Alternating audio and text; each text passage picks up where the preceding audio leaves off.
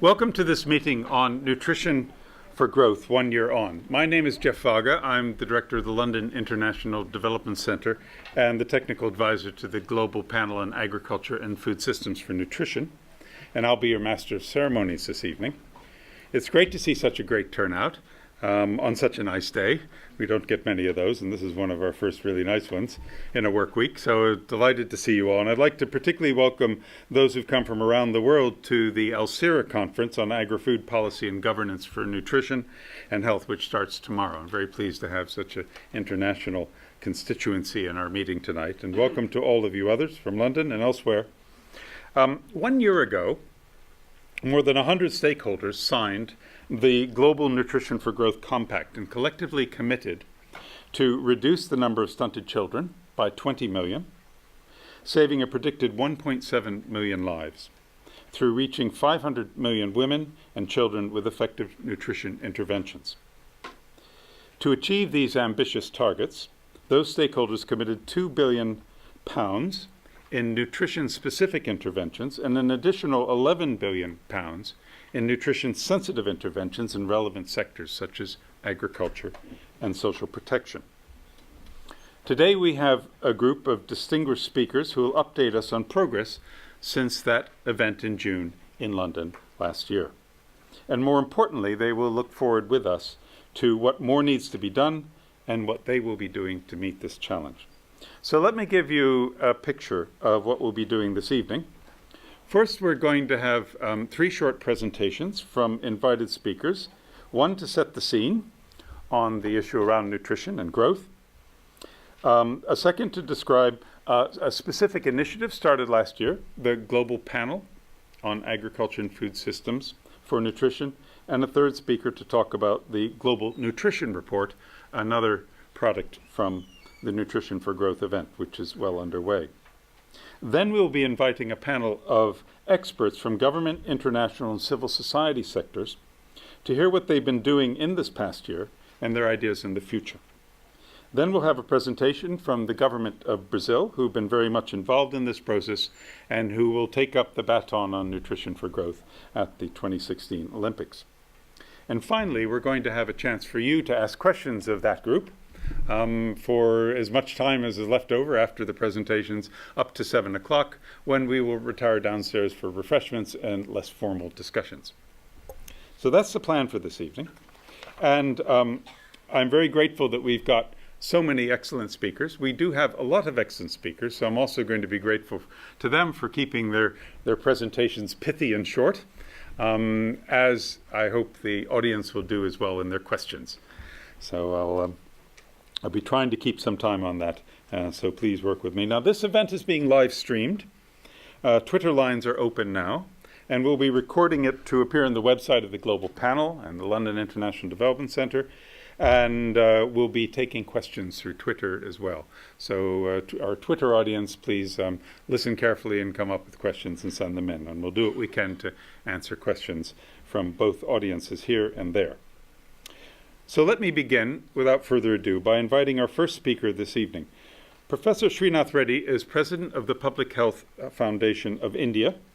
He has many other roles, but his significant roles for this evening are that he's a member of the Global Panel on Agriculture and Food Systems for Nutrition, and he's a co-chair of the independent expert group preparing the Global Nutrition Report. Srinath will set for us tonight the scene on why nutrition is of key importance today and what we should be doing about it. Srinath.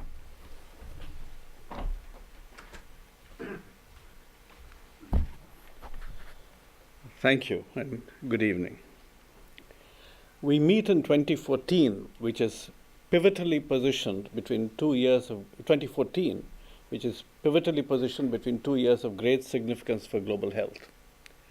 In 2013, a UN-led review of the Millennium Development Goals concluded that there was inadequate progress, and therefore there needed to be much greater acceleration of the momentum for attaining those goals. In the same year, the World Health Assembly adopted the Global Plan of Action for the Prevention and Control of Non-Communicable Diseases. Next year, in 2015, the United Nations, through the Sustainable Development Goals, will be attempting to blend both of these agendas of the Millennium Development Goals as well as the NCDs into one single health goal. The common underpinning for both of these is the area of nutrition, which clearly contributes to much of the global burden of disease, whether it's because of the consequences of undernutrition or the impact on chronic non-communicable diseases. Clearly, in terms of undernutrition, which was the primary reason why the last year's conference was held and the commitments were made, it continues to remain a challenge to global conscience in terms of the numbers of children who are impacted, and particularly in terms of the glaring health inequity that it imposes upon several regions of the world which continue to battle underdevelopment. About 870 million persons were estimated by the Food and Agriculture Organization to be hungry or undernourished in 2010-2012 based on protein energy malnutrition. Undernutrition is responsible for 35% of all deaths in children under 5 years of age. About 8,000 children die every day because of undernutrition, a fact that the world cannot contend with as it evolves in the 21st century. Undernutrition accounts for about 11% of the global disease burden. It also reduces schooling attainment. We frequently talk in terms of deaths, but the morbidity and the loss of cognitive power, the wastage of brain power, is also an important developmental impediment. And this is something, again, that we must contend with. In democratic societies, we talk of equality of opportunity in terms of education and employment. But if we blight these brains within the first 5 years of life because of poor nutrition, certainly we are not providing that equality of opportunity. And as the 20th century British economist Tony said, what we need is not just an open road, but an equal start, and that can only come from good nutrition. In terms of the long shadow that undernutrition also throws in later life on vulnerability to non-communicable diseases, again, we now know that diabetes and cardiovascular disease and some cancers are epigenetically determined by undernutrition in utero as well as in early childhood. And therefore, we also have to look at what nutrition does to NCDs through undernutrition. But even independently thereof, we know that nutrition is a major threat by causing the other form of malnutrition, that is inappropriate nutrition, which leads to cardiovascular disease and diabetes and obesity. About 65% of the global mortality is now attributed to non-communicable diseases. About a quarter of the 36 million deaths that occur every year due to non-communicable diseases occur below the age of 60 years. And 90% of those premature deaths occur in low and middle income countries, again, threatening development.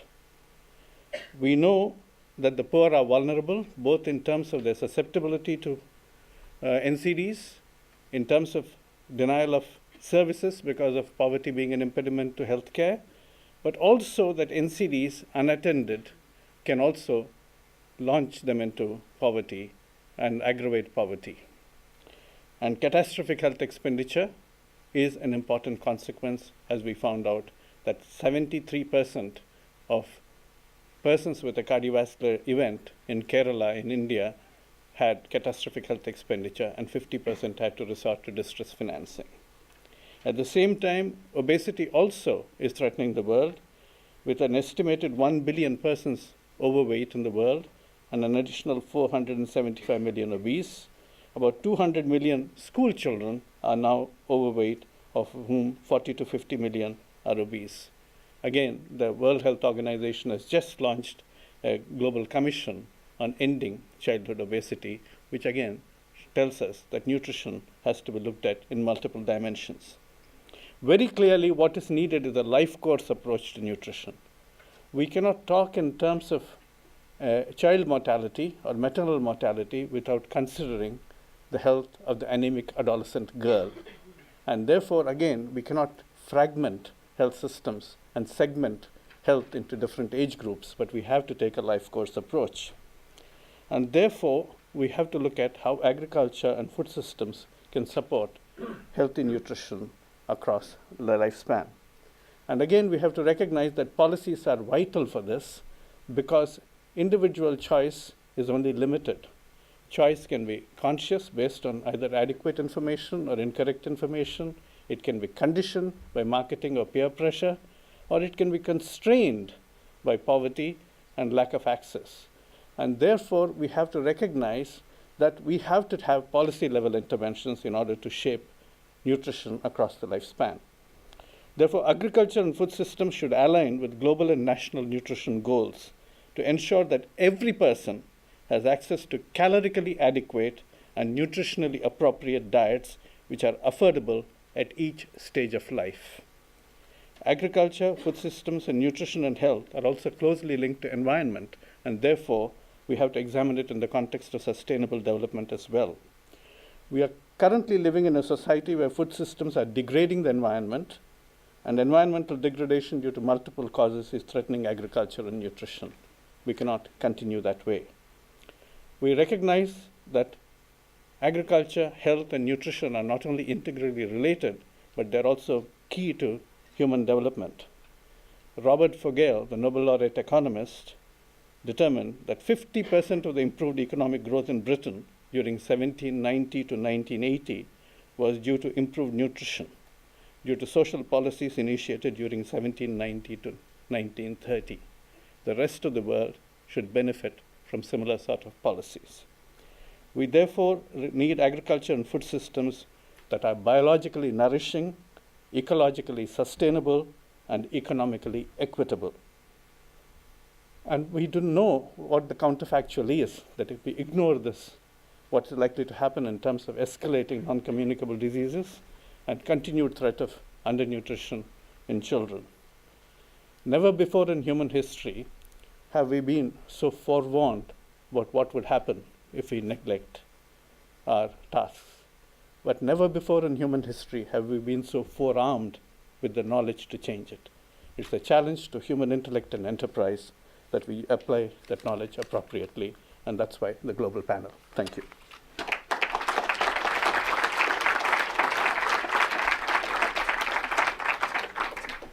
Thank you, Srinath, for starting us off so well. I'm now going to turn to Sir John Beddington, the Professor of Natural Resources Management at the Oxford Martin School, former UK Government Chief Science Advisor, and particularly in this evening's context, co-chair of the Global Panel. John, I invite you to share your thoughts with us on that. Well, good evening, ladies and gentlemen, and Srinath, thank you for a very inspiring speech. One of the sort of horrors of being the government chief scientist was that I was constantly called upon to go to and speak to audiences who all knew vastly more about the subject area than I did, and that is certainly the case now, as Srinath has, I think, so eloquently shown. I had thought a bit about how I would characterize what we're doing here in the global panel, but I think it's fair to say that the problems that Srinath has outlined are formidable. But I think they're formidable actually also, and they're underestimated, because we are living in a dramatically changing world. Simple population growth would add something of the order of 1 billion people in the next 14 years. Changes in living habits and migration from the rural hinterland into cities will mean that something of the order of 60% of the world's population, vastly more in some countries like Brazil, are going to be living in urban environments. And there's a degree, in a sense this is good, there's a degree of prosperity, but that has actually generated enormous problems because the simple statistics, and beware spurious accuracy, but there is going to be massive shortages of water, of food. There's going to be real problems of demographic change. And, as if that wasn't enough, climate change is happening, despite some of the nonsense that you actually read about. And that climate change is happening, and it's inexorable. Because of the time delays in the system, what you're seeing is that essentially the weather, which is not too nice at the moment in the worldwide is dependent on the greenhouse gases that were in the atmosphere in the 1990s. And things have not improved vastly since then, because there's a 20-year timeline.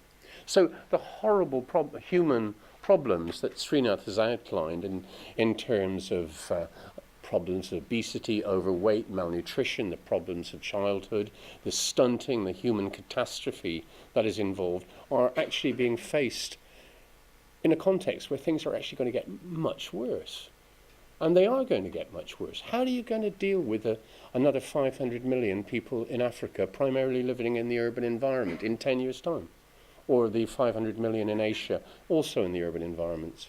So these are, this is not to me bring you a great tale of woe, but it's saying this is not easy. And one of the reasons I was sort of delighted to be asked to be involved in this panel, which is not just the fact that I'm privileged to sort of share the chairing of it with John Kaffour, a man who I've admired for very long, but also having a really splendid panel to actually try to address these problems and put it in the context, because so many of the aims of the agricultural systems at good things like, trying to minimize water use, trying to minimize the production of greenhouse gases, or indeed just to increase yields. All of those could be badly confused and actually could have detrimental effects on the issue of nutrition. So it is really important, because these things are not going to be easy. Now, the panel, we met for the first time in October last year, and I think we launched it in this slightly frightening lecture theatre. I say frightening because I came in from the back, and the rake of this I found rather confusing. I don't suffer from vertigo, but just as well, I thought, when I came in.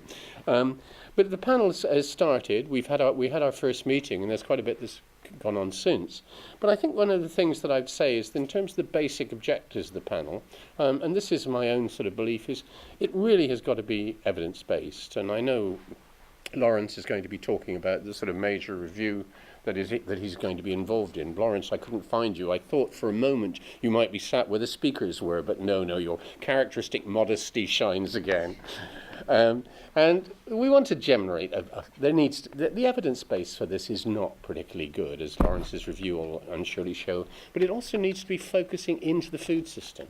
So part of the job, and Jeff is chairing the Secretariat, is trying to actually bring the evidence base to think about how the agricultural system can actually promote nutrition at the same time as addressing the complex of problems that are out there. So that's one of the things. The second thing is more sort of, it's the sort of thing that you do in Whitehall, you sort of wave hands and say we want to improve understanding, which is fine, but actually what you want to do is to pose problems and actually say these might be reasonable solutions if political decisions could be taken. And we want to, and part of the panel, and because of the senior political level of many of the people who are attending on the panel, we do have a chance to actually get some real input at the very highest level. And I think that those of you who have had the chance to see it, we do have, and we have a great example in Srinath, a panel that is able to actually deal at very, very high levels, both in terms of the science, the evidence, and the way the interventions can be done in a politically feasible and practically feasible way with, for example, the both industry and government. And we've done a few things, because it's all very well to sort of pontificate on and say this is what we're doing and what we're planning to do. We've been running for rather less than a year now, and there's 2 or 3 things that I'd probably draw to your attention. We engaged with the Comprehensive African Agriculture Initiative with this in the Year of Agriculture in Africa, and Jeff leading the Secretariat has engaged there. We're looking at biofortification, because that's a fundamentally difficult issue, quite fraught in some instances with some NGOs who are communities who, for example, are fundamentally against biotechnology interventions involving genetic manipulation for biofortification and alternatives. And the meeting in Kigali in March, I think it was, the panel's already engaged with that. And I think that there have been some meetings both in Washington and Addis looking at gaps in this area, because gaps, the evidence gaps, the policy gaps need to be addressed. So I'm very much looking forward to continuing to work with the panel I feel rather inadequate for this task because the task is completely formidable. And the pledges of significant sums of money are very important. But actually, I think it's a reasonable question to say, are they sufficient to actually address what is probably, as Srinath has said, one of the most important problems of humanity over the next few years? One of the things that one of my close friends said, the problem with John Beddington giving speeches is that you all tend to get so miserable you're desperate for a drink afterwards. I hope that is not the case. I wanted to raise to you the issue that this is so important. And I think that because I have a faith, I really believe that human ingenuity is the way to address these problems, whether that is human ingenuity in terms of agricultural science and engineering, whether it is human intervention in terms of more sophisticated, more sensible, more tailored social and economic systems, or whether it's human ingenuity and one looks to our political masters to actually think of smarter ways of doing this. So thank you for your attention.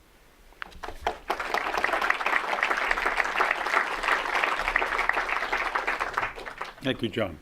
Drinks are coming, but not for a while. Our final speaker in this section is Professor Lawrence Haddad, Senior Research Fellow of the International Food Policy Research Institute, former Director of the Institute of Development Studies here in UK, and particularly in this evening's context, co-chair of the Independent Expert Group for the Global Nutrition Report. So I invite you, Lawrence, to tell us about that project and how it's progressing.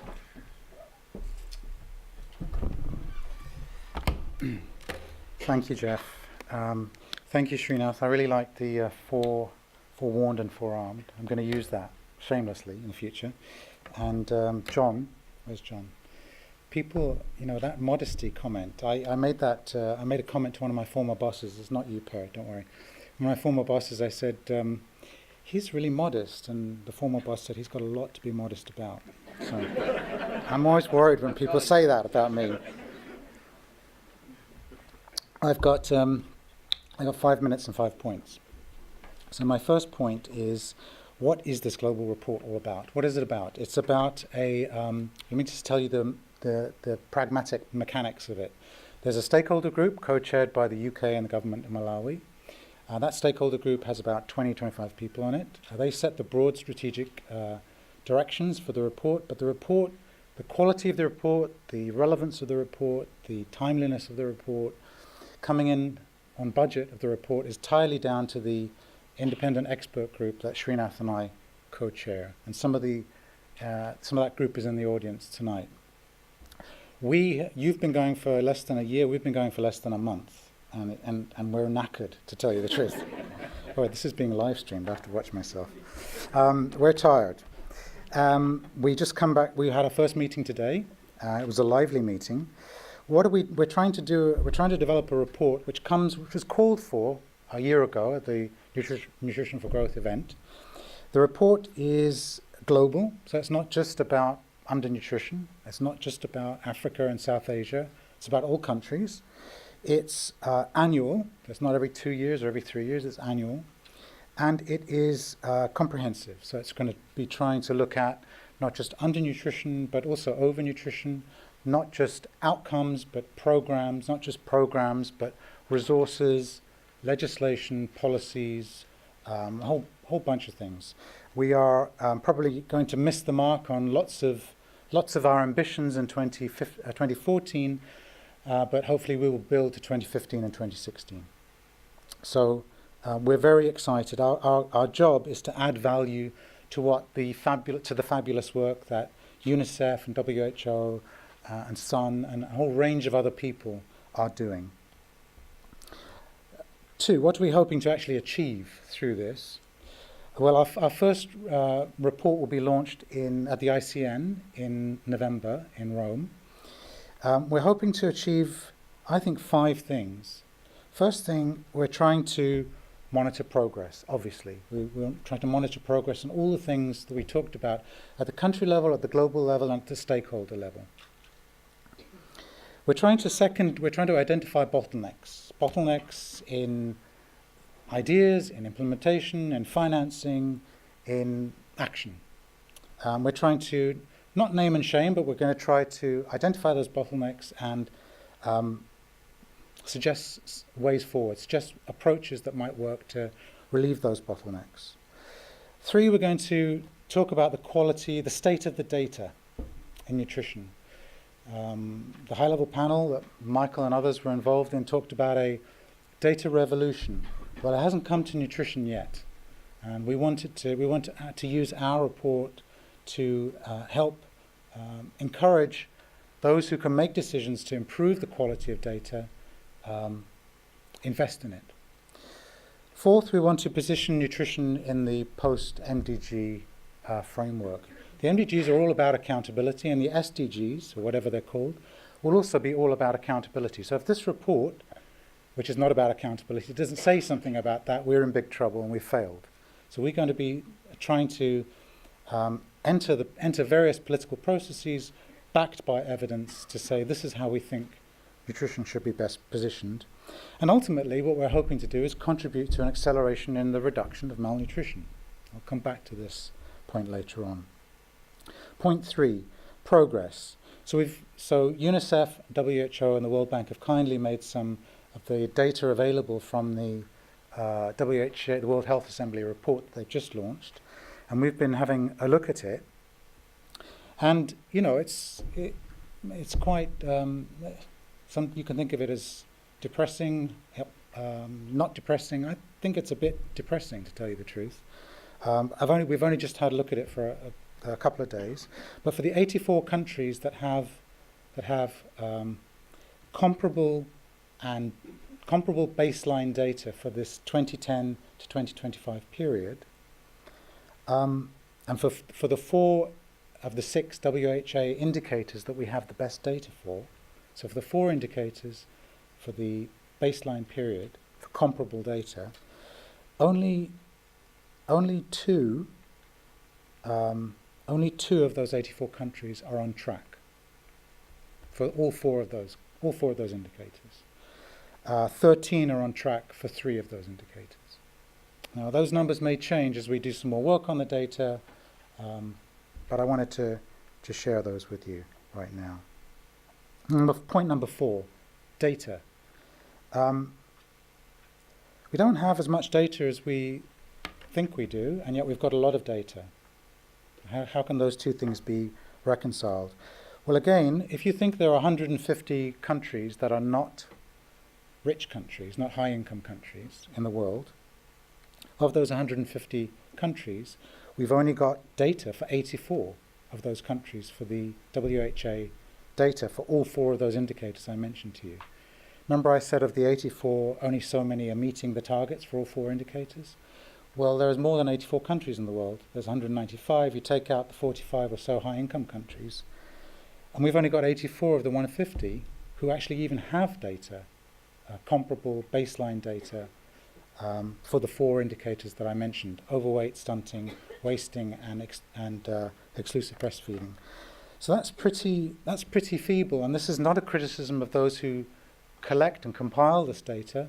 In fact, when I've been meeting with colleagues who are responsible for collecting and compiling and cleaning and organizing the data so that the rest of us can use them, I've been appalled at what a shoestring they've got to operate on. And it's really a scandal how little is actually invested in data collection for nutrition. It's an absolute scandal. And there can't be a data revolution without someone paying for it. So those of you who have your fingers on the purse strings, pay for more nutrition data. It's a threadbare state. And my final point is on targets. Again, we've got about 162, let me just focus on stunting. We've got about 162 million kids under the age of 5 who are stunted. The target is to get to 100 million by, is it 2025 or 2030? 2025? So this is not a test. This is not a trick question. It's 2025. Current projections suggest we will be well short of that on business as usual. Well short of that. Something in the region of 135 to 125. I don't think our targets are ambitious enough. I'm glad that the World Health Assembly has a target of 100 million, but I don't think that's ambitious enough. This is a personal view, not a global report view. Why do I think that they're not ambitious enough? Consider, we've got economic growth recovering all over the world. And we know economic growth is really important for stunting reduction. For every 10% increase in economic growth, we get a 5% or 6% decrease in stunting rates. 2, we've got a lot of momentum globally and at the national level. Sun has a lot to do with that. The Lancet has a lot to do with that. The food price crisis has a lot to do with that. Every one of you in the room has a lot to do with that. Third, spending can only go up. I mean, it's really low right now. $500 million a year, this is an ODA, $500 million a year spent on nutrition specific. $4 billion a year spent on nutrition sensitive. That leaves about $96 billion that's spent on other things that could be spent on nutrition. Why do I say that could be spent on nutrition? 45% of all under 5 deaths we know are attributable to malnutrition. Something's not wrong with that picture. The evidence base has never been stronger. It's not perfect. There's lots of things we'd like to know how to do, but we can't. And then there's India. If you look at the data from Maharashtra has reduced its stunting rate from something like 36% to 24% in a 6-year period. That's astonishing. We looked at those data, and they really stack up. If you something even remotely close to that across the rest of India, because Maharashtra is not really that special in terms of the conditions, something even remotely close to that in India, you'd go from 65 million stunted kids to maybe 45 million stunted kids overnight. And that survey's in the field right now. That's 20 million off that 162 million target. So I think we can do a lot better than that. Our colleagues in hunger and in poverty are talking about zero poverty and zero hunger. Why not zero malnutrition? Thank you.